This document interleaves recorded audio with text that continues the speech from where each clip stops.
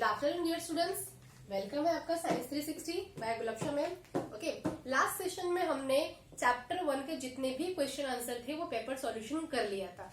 अब हम करने वाले हैं चैप्टर 15 अवर इन्वायरमेंट, जो हमने ऑलरेडी किया हुआ है। अगर आपने नहीं देखा तो आप प्लेलिस्ट में जाके देख सकते हो। ओके, आज हम उसका पेपर सॉल्यूशन करेंगे कि उसमें कौन कौन सी थ्योरी पूछी जा सकती है, और हम यहाँ पे वही थ्योरी करने वाले हैं जो आपको बहुत ज्यादा हेल्पफुल हो in the board examination. Is it clear? First question है आपका, how can you help in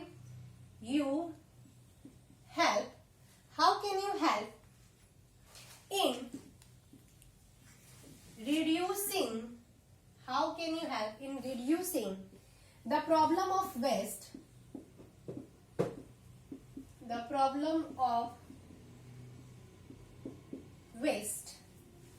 disposal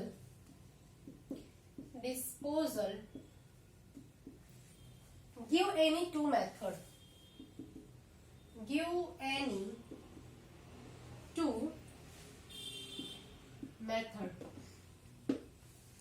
clear? इतनी बात। How can you help the reducing the problem of waste disposal, give any two method. तो first of all मैंने आपको last session में बताया था, जब भी हमारा वेस्ट होता है उसको हम किस तरह से डिस्पोजल कर सकते हैं। Is it clear? तो हम वही करेंगे। फर्स्ट मेथड हम क्या यूज करेंगे? रिसाइकलिंग करेंगे। हम क्या करेंगे डियर स्टूडेंट्स? रिसाइकलिंग। अब रिसाइकलिंग क्या प्रोसेस है? Recycling it is a process in which new product is formed. क्या हो रहा है? New product is formed from waste substance. कहां से बन रहा है? वेस्ट सब्सटेंस से बन रहा है, तो उसे हम क्या कहते हैं? उसे हम रिसाइकलिंग कहते हैं। Just for example, tin, can, plastic, polythene etcetera. Okay, तो फर्स्ट क्या है? It is a recycling process in which new product is formed from the waste substance. New product formed हो रही है वेस्ट सब्सटेंस से। Okay, उसे हम क्या कहते हैं? रिसाइकलिंग प्रोसेस कहते हैं। क्लियर है? सेकेंड हमने क्या देखा था? कंपोस्टिंग मेथड देखी थी हमने। क्या देखा था डियर स्टूडेंट्स? कंपोस्टिंग मेथड देखी थी। इसमें हम क्या करते हैं? जितने भी बायोडिग्रेडेबल वेस्ट होते हैं, okay, biodegradable waste such as vegetable peel, dry leaves, garden waste, left over food are digging a pit. हम एक पिट डिग करते हैं, डिगिंग इन ए पिट में डिग करते हैं। After some days it will be convert into the manure, जो manure में convert हो जाता है, which is rich in nitrogen and phosphorus, जिसमें बहुत ज्यादा क्वांटिटी में क्या होता है? नाइट्रोजन एंड फॉस्फोरस होता है। ओके, और यहाँ पे क्या हो रहा है? बहुत अच्छे मैन्यूर होते हैं, हमारे प्लांट के लिए बहुत जरूरी है न्यूट्रिशन। तो इस प्रोसेस को हम कहते हैं कंपोस्टिंग। तो देखिए स्टूडेंट्स, हमने किस तरह से अपने वेस्ट को रिड्यूस कर लिया। एक तो प्रोसेस थी रिसाइकलिंग, जिसमें हमने न्यू प्रोडक्ट बनाए वेस्ट सब्सटेंस से। ओके, सेकेंड थी composting, the biodegradable waste such as the vegetable peel, dry leaves, okay, left over food are digging a pit, it is converted into a manure, and the manure which is rich in the concentration of the nitrogen and phosphorus. Clear है यहां तक का? Okay, आप इसका screenshot भी ले सकते हो। चलिए आगे बढ़ते हैं डियर स्टूडेंट्स।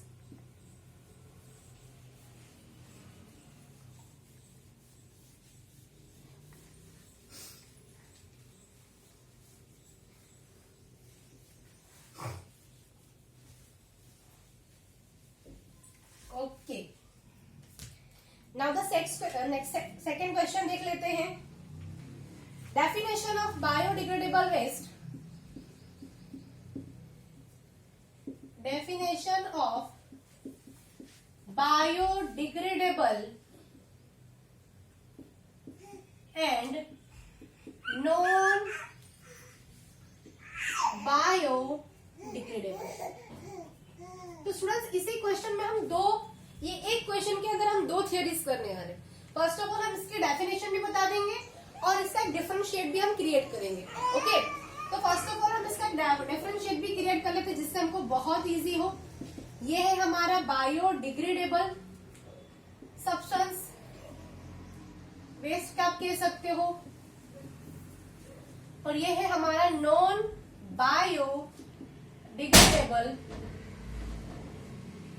ओके, तो फर्स्ट ऑफ ऑल आपको पता होगा बायोडिग्रेडेबल सब्सटेंसेस किसे कहते हैं, बायोडिग्रेडेबल सब्सटेंसेस किसे कहते हैं, यहां मैं लिख देती हूं, the waste which can be brought down, which can be brought down by biological process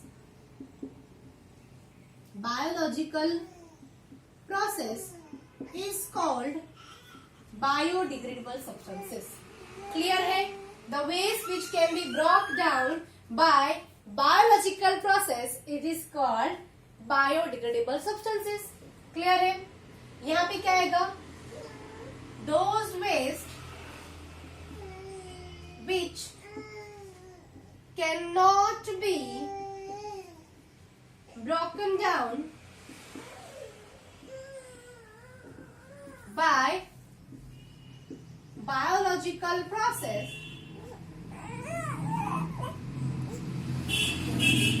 is called non biodegradable substances.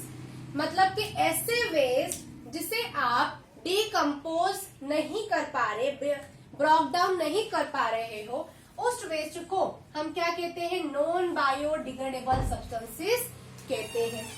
Clear है? Next, the waste can be decomposed by the activity of decomposer.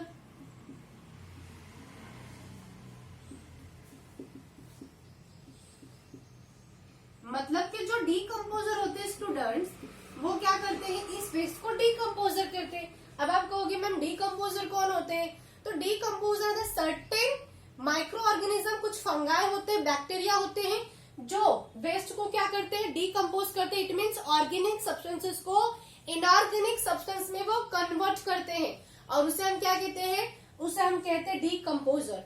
Decomposer are the micro organism which decompose organic substances into the inorganic substances, उसे हम decomposer कहते हैं। तो the waste can be decompose by the activity of decomposer. जो biodegradable waste है उसे decomposer क्या करते हैं, डीकम्पोज करते हैं। Okay, the waste cannot be decomposed by the activity of decomposer.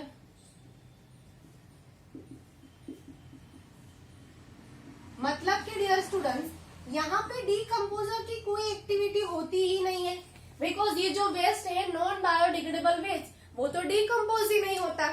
Is it clear? यहाँ पे हम इसका डिफरेंशिएट भी देख रहे हैं, और साथ ही साथ जो हमारा क्वेश्चन था बायोडिग्रेडेबल वेस्ट और नॉन बायोडिग्रेडेबल वेस्ट, उससे भी हम देख रहे हैं। अब चलिए हम थर्ड पॉइंट देख लेते हैं। थर्ड पॉइंट क्या होगा इसमें, थर्ड पॉइंट यहाँ पे हम ये कह सकते हैं कि जो भी बायोडिग्रेडेबल वेस्ट है वो क्या है, ऑर्गेनिक वेस्ट है। These waste are organic waste है which is produced, इन्हें किसने प्रोड्यूस किया, प्रोड्यूस बाय लिविंग ऑर्गेनिज्म। जितने भी लिविंग ऑर्गेनिज्म थे उसे उन्होंने इसे प्रोड्यूस किया है। क्लियर? अब ये क्या है डियर स्टूडेंट्स, ये synthetic man made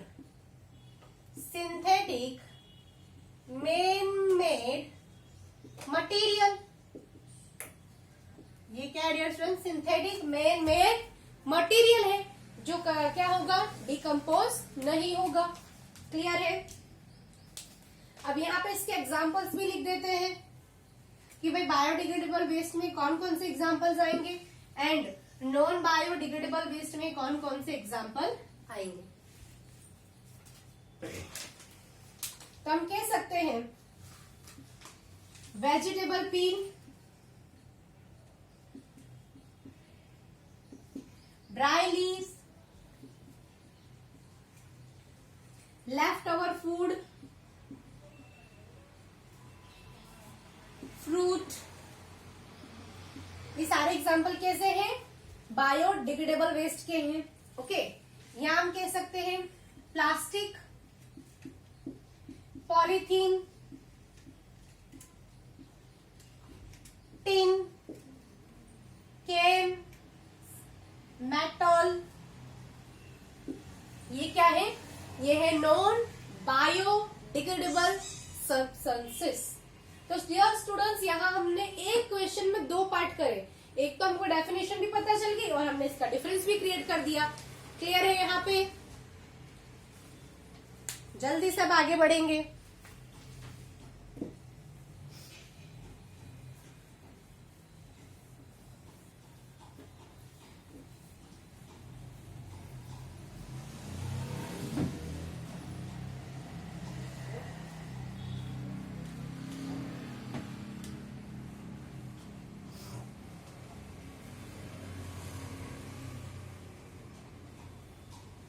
okay, third question देख लेते हैं। अगर स्टूडेंट्स आपको वीडियो अच्छी लग रही है, बिकॉज इसमें बहुत मेहनत करनी पड़ती है, अगर आपको वीडियो अच्छी लग रही है तो लाइक कीजिए, शेयर कीजिए, और अगर आपको कोई डाउट है तो उसे कमेंट कीजिए, जिससे मैं नेक्स्ट सेशन में आपका डाउट क्लियर करा दूंगी। Next question, what are the problems?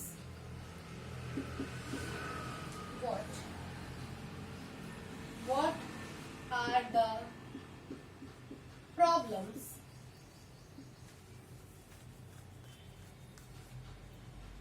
caused by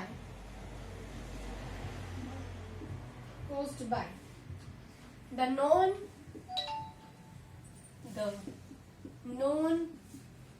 biodegradable waste that we generate?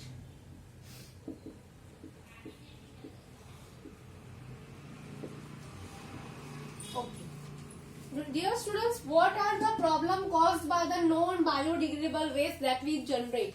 तो कौन कौन सी प्रॉब्लम हो सकती है? तो first dear students, it causes biological magnification. अब आप कहो कि मैम ये क्या है? बायोलॉजिकल मैग्निफिकेशन बताती हूँ डियर स्टूडेंट्स। बायोलॉजिकल मैग्निफिकेशन मतलब कि अगर हमारी जो इकोसिस्टम है, ओके, इस इकोसिस्टम में अगर कोई नॉन बायोडिग्रेडेबल सब्सटेंस एंटर हुआ, okay, non biodegradable substance enter हुआ, तो उसकी जो टॉक्सिविटी है, जो टॉक्सिक है, वो हर एक टॉक्सिक लेवल पे बहुत ज्यादा इंक्रीज होते जाएगा। ओके, और उसे कहते हैं बायोलॉजिकल मैग्निफिकेशन। मतलब क्या? अगर इसको आप एक एग्जांपल से समझाओ कि आपको पता है हमारे जो फार्मर्स होते हैं वो क्या यूज करते हैं? पेस्टिसाइड्स यूज करते हैं। क्या यूज करते हैं डियर स्टूडेंट्स? पेस्टिसाइड्स। अब आपको पता है पेस्टिसाइड्स क्या है? नॉन बायोडिग्रेडेबल सब्सटेंसेज है।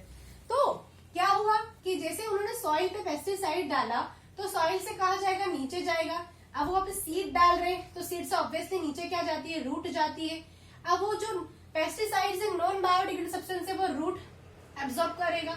अब रूट के जरिए वो कहा जाएगा? वो प्लांट में जाएगा। ओके, प्लांट में जाएगा। क्लियर? अब प्लांट को कौन खा रहे हैं? प्लांट को हर्बीवोरस खा रहे हैं।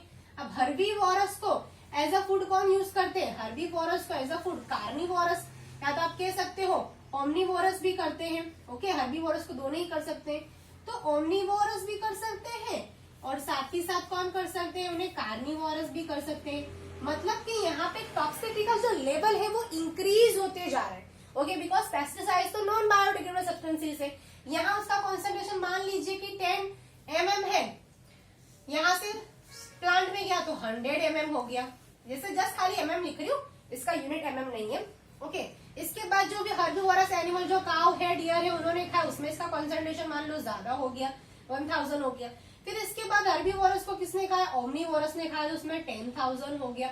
ओके, इस तरह से कार्निवोरस, मतलब ये जो कि टॉक्सिसिटी का लेवल है वो इंक्रीज होते जा रहा है, तो उसे ही हम कहते हैं कि जो टॉक्सिक सब्सटेंस है वो एक्यूमुलेट होते जा रहे हैं ऑर्गेनिज्म में। क्या होते जा रहे हैं? एक्यूमुलेट होते जा रहे हैं, और उसे ही कहते हैं हम biological magnification. I hope this part is very much clear. Next देख लेते हैं। ओके, नेक्स्ट ये क्या कर सकता है? दे keep in accumulating in nature, they keep in accumulating in nature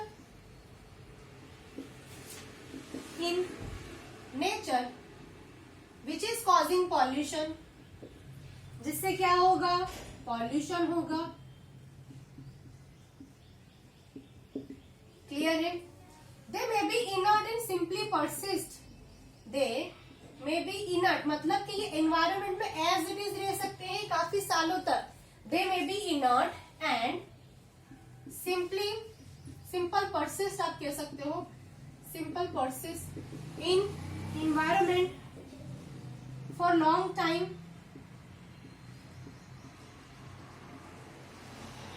which harmful for other organism। मतलब कि आपको पता है डियर स्टूडेंट्स, जो पॉलीथीन्स होते हैं, अगर पॉलीथीन्स हम लेक में डाल देते हैं तो जो लेक में रहने वाले एक्वेटिक एनिमल्स होते हैं वो उसे एज अ फूड के तौर पे समझते हैं और उसे वो ईट कर लेते हैं, जिसकी वजह से पॉलीथीन उनके स्टमक में जाता है और फंस जाता है और ऑब्वियसली उनकी क्या हो जाती है? डेथ हो जाती है। ओके, तो they may be inert and simply persist in the environment for long time which causes pollution. यहाँ पे क्या होगा? अगर वो एनिमल मर जाएंगे, एक्वेटिक एनिमल मर जाएंगे तो इकोसिस्टम इनबैलेंस होगी। So there is imbalance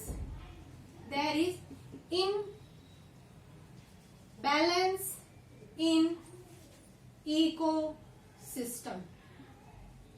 आप कह सकते हैं imbalance in ecosystem, या तो फूड चेन, ट्रॉफिक लेवल, सब में ही क्या होगा?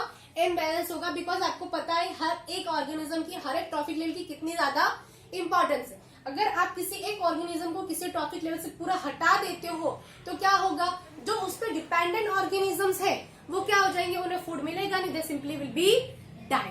और अगर उनको फूड भी नहीं मिलेगा तो जो हमारे 4 ट्रॉफिक्स लेवल है उन्हें भी फूड नहीं मिलेगा तो वो भी डाई हो जाएंगे। There is a imbalance in our food chain, trophic level, ecosystem, आप लिख सकते हो।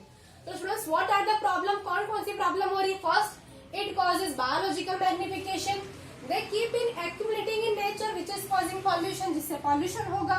दे may be inert and simply persist in the environment for long time which is harmful for other organism, जो दूसरे अदर ऑर्गेनिज्म के लिए क्या है? हार्मफुल है। There is a imbalance in ecosystem, इससे इम्बैलेंस होता है इकोसिस्टम। क्लियर है? चलिए अब आगे बढ़ते हैं।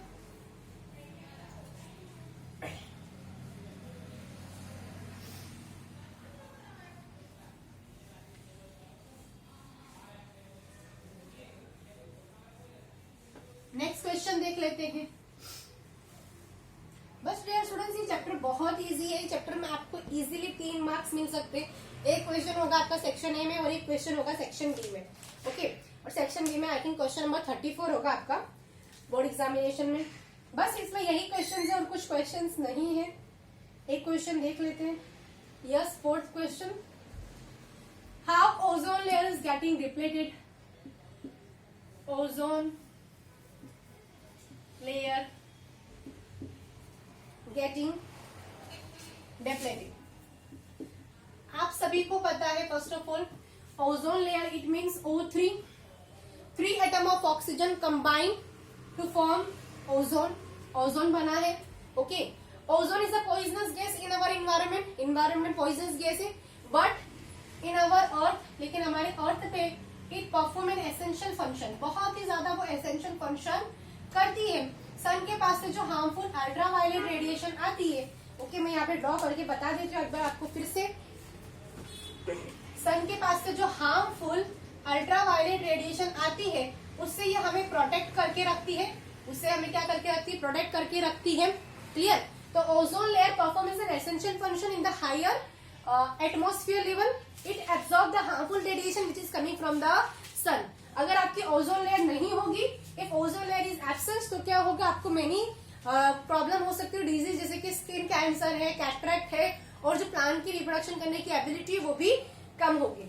ओके, अब ये ओजोन लेयर बना किस वजह से, हम ये भी देख लेते हैं कि हमारा जो ऑक्सीजन होता है तो इसमें अल्ट्रावायलेट रेडिएशन इसे क्या करती है, फ्री ऑफ ऑक्सीजन में कन्वर्ट करती है। फिर हमारा जो फ्री ऑफ ऑक्सीजन है फर्दर हमारा ऑक्सीजन एटमोस्फेयर के साथ रिएक्ट करता है, जिससे हमारा ओजोन बनता है। लेकिन आपको पता है 1980s में हमने क्या देखा कि हमने देखा कि जो हमारे एंटार्क्टिका पे हमको ये जो ओजोन लेयर इसमें हमने होल देखा। ओके, हमने होल देखा 1980 पे एंटार्क्टिका पे।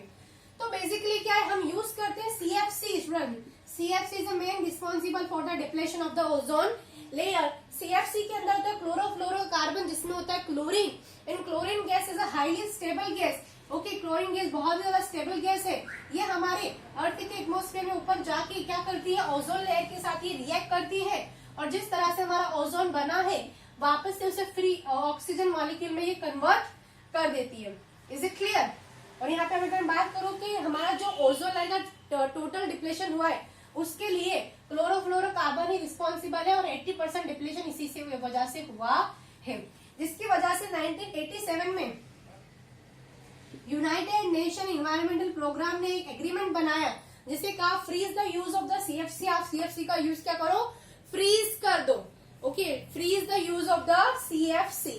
और 1987 के लेवल पे ऐसा किया गया बिकॉज ये ओजोन लेयर हमारे लिए बहुत ज्यादा एसेंशियल फंक्शन करती है। क्लियर? तो किस तरह से डिप्लेट हो रही है कि we have to use the chlorofluorocarbon which is used in air conditioner, refrigerator, and this at the chlorofluorocarbon and chlorine gas which is a highly stable gas. जो बहुत ज्यादा हाईली स्टेबल गैस है, जो ozone molecule के साथ react करती है और इसे वापस ऑक्सीजन में कन्वर्ट कर देती है। क्लियर है यहाँ तक का?